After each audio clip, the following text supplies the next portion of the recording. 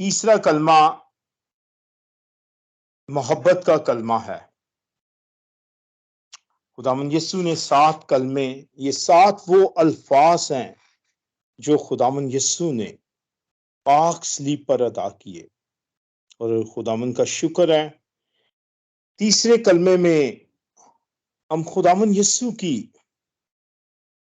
अपनी मां के बारे में और मां की बेटे के बारे में मोहब्बत की एक अजीम दास्तान देखते हैं। इस मोहब्बत की अजीम मिसाल इससे आगे कुछ नहीं है, क्योंकि अगर हम इस कलमे की रूहानियत को देखें तो एक बेटा जो इस वक्त दुख से, मुसीबत से, अजियत से लड़ रहा है, उसका जिस्म बिल्कुल नाडाल हो गया है पाक सलीब पर।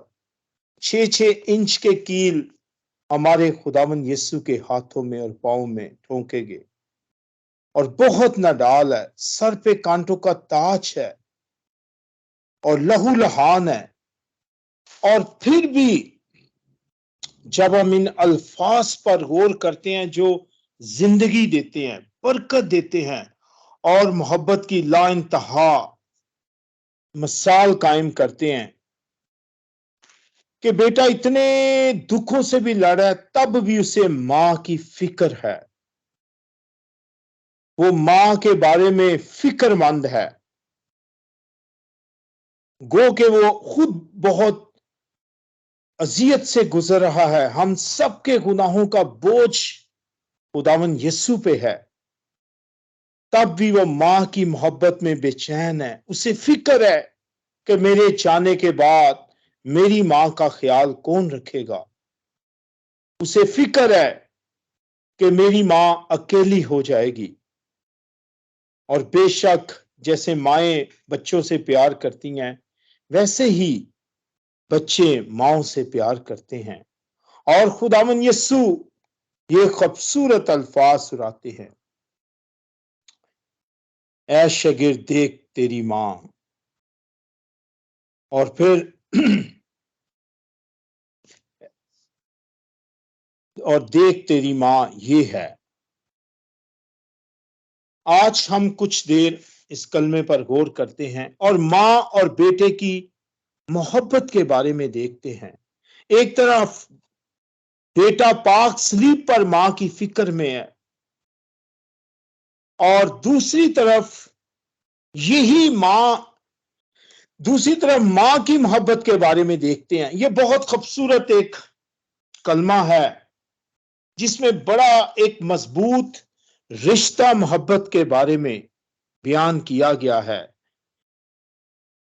कि दुख और तकलीफ मुसीबत में, जबकि खुदावंद यीशु खुद बहुत मुश्किल अजियत से गुजरे हैं, तब भी हमारे खुदावंद यीशु को अपनी मां की फिक्र है।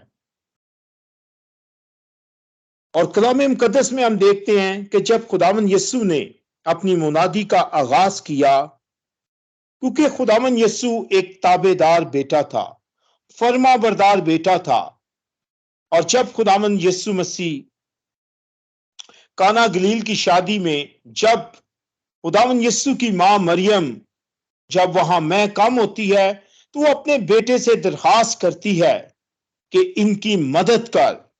और वहां पे खुदावंद यीशु उसी ताबेदारी, फर्मा बरदारी में, मोहब्बत में अपनी मां के कहने पे उस खानदान की मदद करते हैं।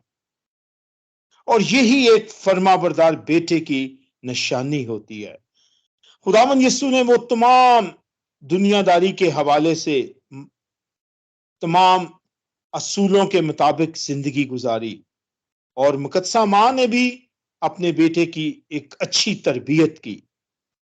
और आगे हम देखते हैं, एक तरफ बेटे की मोहब्बत है और दूसरी पहलू जो है वो मां की मोहब्बत है।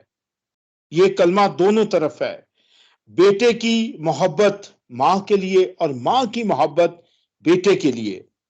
क्योंकि जब हम कलाम मुकद्दस में देखते हैं तो खुद ये मां की मोहब्बत कि जब खुदावन यीशु 12 साल के थे और वो हैकल में गुम हो जाते हैं और हजरत यूसुफ और मुकद्दसा माँ वापस अपने शहर में आ जाते हैं, और जब वो यीशु को नहीं पाते तो वो दोबारा हैकल में जाते हैं सफर करके, और वहां खुदावन यीशु को देखते हैं और मुकद्दसा माँ खुश हो जाती है, क्योंकि बेटे के बगैर मुश्किल था, और वो उन्हीं पांव पे वापस जाते हैं। क्योंकि मुकद्दसा माँ की जब हम जिंदगी पर गौर करते हैं तो मुकद्दसा माँ जैसे आज पाक सलीब के नीचे बेडर खड़ी थी, उसे किसी चीज का डर नहीं था, बल्कि उसकी निगाहें अपने बेटे के प्यार की तरफ थी। और यही माँ ने दुनिया की निजात में, हम सबके गुनाहों की माफी में, हम सबका जो गुनाह था, जो बागे अदन में वो रिश्ता जो टूट गया था गुनाह की वजह से, खुदावंद यीशु ने जब बाबा आदम को गुनाह की वजह से निकाल दिया था, वो रिश्ता जो टूटा था, और एक वक्त आना था कि खुदावन ने इस निजात के मंसूबे को, हम सबके निजात के मंसूबे को कबूल मुकम्मल करना था, तो मुकद्दसा माँ ने अपने आप को पेश किया इस निजात के अहम मंसूबे में, कि जब फरिश्ता मुकद्दसा माँ के पास आता है और वो उसको सारा पैगाम देता है, और मुकद्दसा माँ बगैर दुनियादारी के, डर के, खौफ के, यहां तक कि हजरत यूसुफ जो थे वो भी कहते थे कि मैं मुकद्दसा माँ को चुपके से छोड़ दूंगा, लेकिन मुकद्दसा माँ ने दुनियादारी के सारे रिश्तों की परवाह किए बगैर इस निजात के अमल को आगे बढ़ाने के लिए फरिश्ते को कहा, देख मैं खुदावन की बंदी हूं और मेरे लिए तेरे कौल के मुआफिक हो। और मुकद्दसा माँ इस निजात के अजीम मंसूबे के लिए अपने आप को पेश करती हैं और अपने आप को खुदावन की हजूरी में दे देती हैं। और मुकद्दसा माँ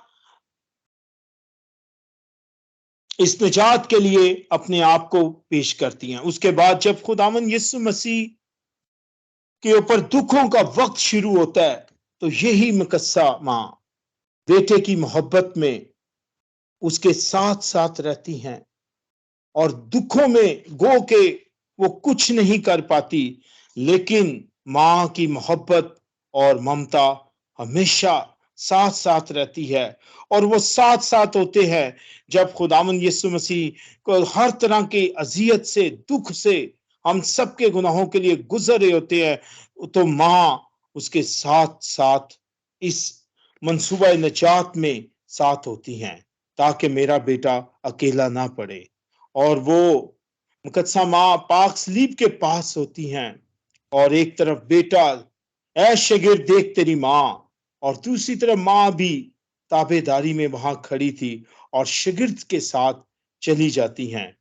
दर हकीकत मुकद्दसा माँ हम सब पे लाजम है कि हम मुकद्दसा माँ की इज्जत करें, एहतराम करें, क्योंकि इस माँ का इस निजात के मंसूबे में एक अहम रोल है। एक तरफ तो वो बेटे की मोहब्बत में, और दूसरी तरफ पूरी कायनात की निजात में भी मुकद्दसा माँ ने एक अहम किरदार अदा किया है।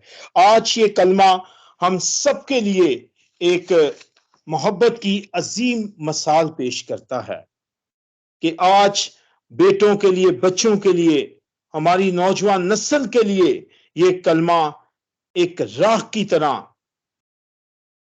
एक रोशनी की तरह, एक दिए की तरह ये जल रहा है, कि एक मां बेटे का प्यार की एक अजीम मिसाल। आज जब हम देखते हैं कि हमारे बच्चे जो हैं अपने माँ बाप की इज्जत नहीं करते, ताबेदारी नहीं करते, फर्माबरदारी नहीं करते, तो आज उन सब के लिए एक तौबा का मौका है, एक वापस आने का मौका है, कि जैसे आज एक बेटे ने एक अजीम मिसाल कायम की है कि पाक सलीब पर भी उसे अपनी माँ की फिक्र है, कि मेरी माँ की जो वो जिम्मेदारी है वो पूरी करके जाते हैं। वो शागिर्द हजरत यूहन्ना जिससे वो बहुत प्यार करते थे, अपनी मां को उस शागिर्द के सुपुर्द करते हैं। आज हम सबकी भी जिम्मेदारी है।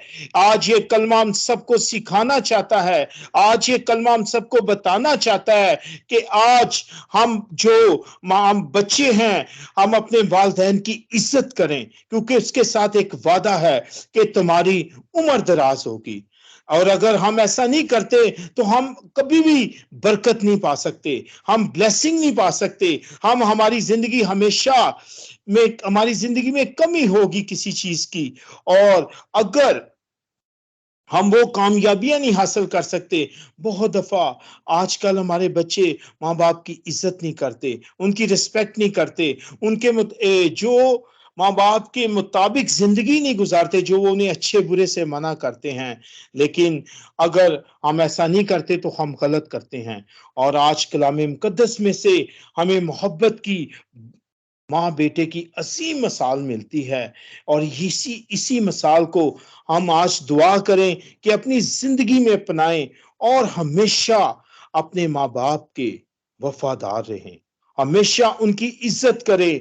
और अगर वो बूढ़े हैं तो कभी अपने माँ बाप की को छोड़ ना दें। बल्कि जैसे जब बच्चे छोटे होते हैं तो माँ बाप मेहनत के साथ उन्हें बड़ा बड़ा करते हैं, एजुकेशन दिलवाते हैं, उन्हें हर तरह से कामयाब करते हैं। और वही बच्चे जब खुद कामयाब हो जाते हैं तो माँ बाप को चारपाई को बाहर, घर से बाहर बरामदे में डाल देते हैं। नहीं, ये गलत है। और आज हम सब में रोजों के दिनों में यही सीखना है। जिस तरह मुकद्दसा मां ने अपने बेटे के लिए एक अजीम हर तरह के अपने बेटे की कुर्बानी दी ताकि हम सब बचें, और दूसरी तरफ बेटे ने मां की सारी जिम्मेदारियां पूरी की।